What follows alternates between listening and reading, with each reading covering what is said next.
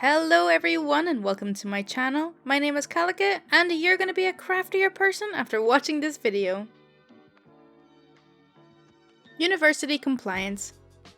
It's been 5 years since I got my degree and I was reminded today of this moment of petty revenge through compliance. Brief explanation first.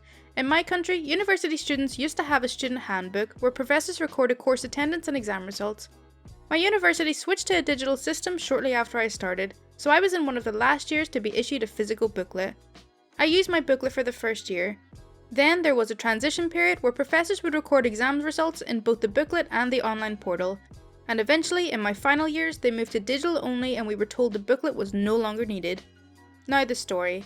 I'm about to get my master's degree and I've just barely managed to complete my thesis in time to graduate. Both my advisors have approved my thesis and signed all the documents I need. This was super hard because one of them was hardly ever in his office and I only managed to track him down after exchanging several emails and phone calls explaining how I urgently needed his signature before the deadline. He was a good person and a great mentor and I really enjoyed working with him on my thesis, but he was one of those absent-minded academic types who couldn't grasp the concept of a deadline if it hit them repeatedly with a large stick. I finally collect this last signature on a Friday afternoon, sprint across town and arrive at the admin offices an hour before closing time. It was the very last day to submit a request to graduate, and you would think that most students would have submitted their requests well in advance to avoid the risk of not graduating until the next semester, pay for another year of tuition, and so on. However, quite a few, like me, had troublesome advisors that forced them to wait until the last possible minute. So on that final day there was a bit of a queue, but I think to myself, I'm fine. I'm here with all my documents and stuff, I've double and triple checked that I have all the required signatures and whatnot. Finally, one of the admins calls my number. In this story, I will call him GOAWLTMLDFS, which is short for Grumpy Old Admin Who Liked to Make Life Difficult for Students. No, who am I kidding? I'll call him Grumpy. Afternoon, I'm here to submit a request to graduate. This is my documentation. I place my documents and signed thesis on his desk. Hold on, Missy. First I have to check if you've passed all your exams, otherwise there's no point doing all the paperwork. Of course, my student ID is 24601. At this point, what he should have done was enter my ID in the online system and check that I was marked as passed all exams, can graduate. FYI, this has since been automated so that nobody has to check manually, but we were still in a transition period. Of course, Grumpy decides to not do the online check and instead looks at me like I'm dense. I need your student booklet so I can check that you passed your exams. I didn't think to bring my booklet with me. My year isn't using booklets anymore, we're using the digital system. If you check, you'll see that I passed all... I can't check if you don't give me your booklet.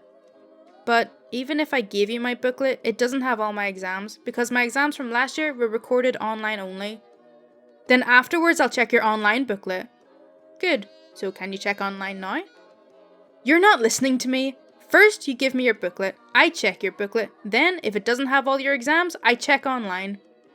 But my booklet does not have all my exams recorded. Can't you just check online since it's what you'd have to do anyway? The rule says you have to give me your booklet first. At this point, he was getting very red-faced. I tried showing him a page I had printed, listing all the requirements for submitting a request to graduate, which did not mention the booklet at all, but instead said basically, check online if student passed exams. He refused to look at it, and instead pointed to an older sheet of paper taped on the wall next to his desk. It was a previous version of the list I had, maybe from 1 or 2 years before, and he told me to read it. I read out loud the part that said basically, student will present booklet and or online system must show the student passed exams. Grumpy says, as I'm literally reading the part that contradicts what he's saying, see, you can't even read. You must give me your booklet now, otherwise you don't get to graduate. Stop asking for special treatment. If you didn't bring your booklet, it's your fault. This guy sounds dead serious, and for a moment I think he's really going to stop me from graduating. My booklet is at home, but it's over a 1-hour round trip and by the time I get back the office will be closed. However, while Grumpy is trying to shoo me away, I see a very, very interesting notice taped to the wall. You don't have a booklet. Your request to graduate is denied. Those are the rules. Next! Hold on please, there's one more thing. I'd like to request a replacement booklet. Lost it, have you? Young people nowadays, always careless with your possessions. Back in my time, etc, etc. Anyway, fill this form and come back in 2 weeks to get your new booklet. Me pointing to the sign on the wall. It says here that in exceptional circumstances, students can get replacement booklets on the same day. So what? This is an exceptional circumstance because I need my booklet to graduate. No, you're not graduating. Me still pointing. It says right here, for students who need it for an exam or are about to graduate in the next session, you haven't lost your booklet, you just forgot it, you don't need another. Oh, but the rules, on this old outdated printout from years ago, say students must carry their booklet at all times on campus and are responsible for getting a replacement ASAP if they lose it. I'm just following the rules. Long story short, he issues me a replacement booklet on the spot. This took a while on this already busy day as I had to fill in a few forms, print everything, sign and stamp it. Oh, and by the way, the booklet came updated with all of my information from the online system, and guess who passed all their exams? Yep, me. So he very ungraciously hands me the booklet and shoos me away, or at least he tries to. Thanks, there's just one more thing. I plop the booklet on top of my pile of documents and slide it back towards him. I would like to submit a request to graduate. Oh my god, I can just imagine the man's face going red and his head exploding when she said that. Amazing. You want a free drink? I can hook you up. On military bases, there's usually a place that the NCM's non-commissioned members can go to unwind, drink and lament about the previous day's crap kickings. This place is called the Junior Ranks Mess, or JRs for short, and it's where the shenanigans of most enlisted men and women shine through. I've got one such story that still makes me and anyone I tell it to chuckle. After a hard day's work on the bus, off the bus, army bull, me and some friends sat around the bar and retold our days over a pint of Keith's finest.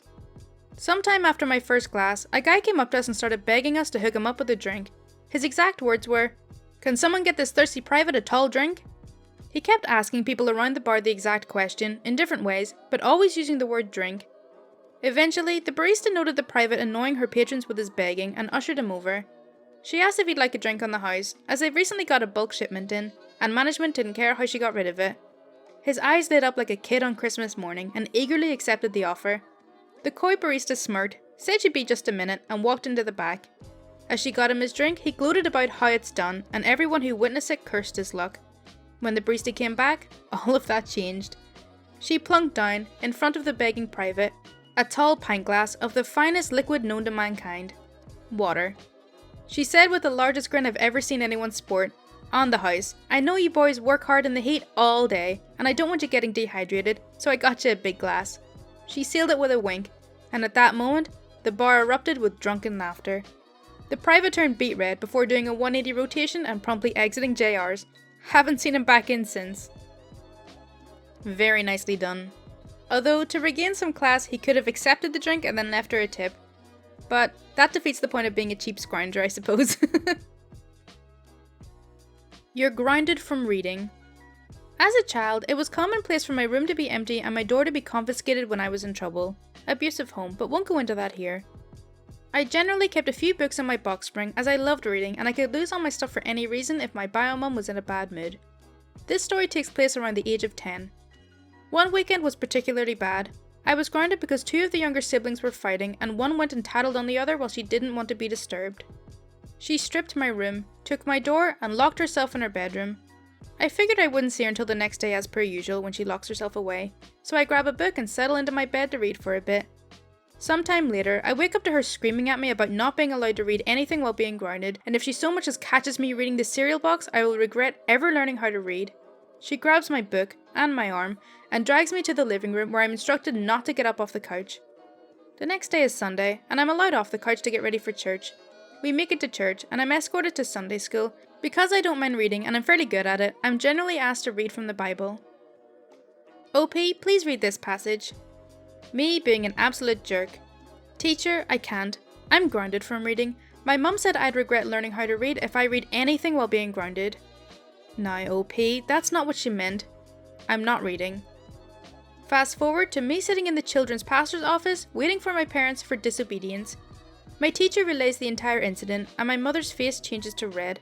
I've mortified her in front of the pastor, so she apologized profusely for the misunderstanding and that she is so embarrassed that I would lie about something like this. We got home, and I got the beating of my life. However, I never got grounded from reading again. Embarrassing her in front of the church was my crowning achievement as a child. That's a really sad story. Books can be an incredible escape for people in abusive situations, and my guess is the mother knew that and wanted to make this kid even more miserable. Great malicious compliance though, and reading through the comments, it looks like OP cut ties with her parents and is now married with a kid themselves. I'm really happy for them, and I know OP will be an awesome parent. Okay, so that's all for r/MaliciousCompliance. I really hope you did enjoy it. As always, if you do want to see more content like this, then please do subscribe. My Twitter, Discord, and Patreon links are in the description, and any support is greatly appreciated. Thank you so much for watching. Bye!